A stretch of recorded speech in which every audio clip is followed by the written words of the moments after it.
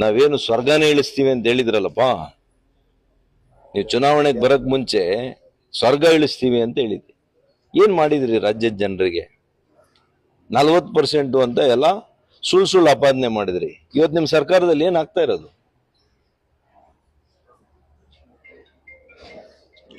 ಚೊಂಬಿಟ್ಟು ಮೂತಿ ತಗೊಳ್ತಾ ಇದ್ರು ಮುಂಚೆ.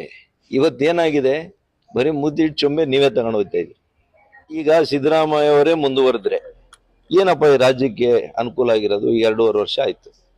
ಏನು ವಿಶೇಷವಾಗಿ ಮಾಡಿಬಿಟ್ಟಿರೋದು? ಅದು ಆ ಮಾನ್ಯ DK ಶಿವಕುಮಾರ್ ಪರಮೇಶ್ವರ್ ಬಂದು ಏನು ಬಹಳಷ್ಟು ಈ ರಾಜ್ಯನ ಉದ್ಧಾರ ಮಾಡ್ತಾರೆ ಅಂತ ನಂಬಿಕೆ ಇದೆಯಾ? We are not interested.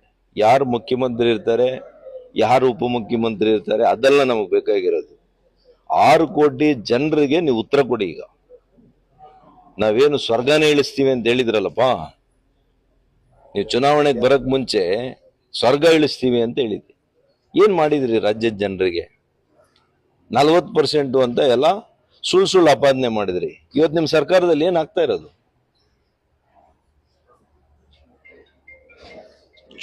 ಚೊಂಬಿಟ್ಟು ಮೂತಿ ತಗೊಳ್ತಾ ಇದ್ರು ಮುಂಚೆ. ಇವತ್ತೇನಾಗಿದೆ?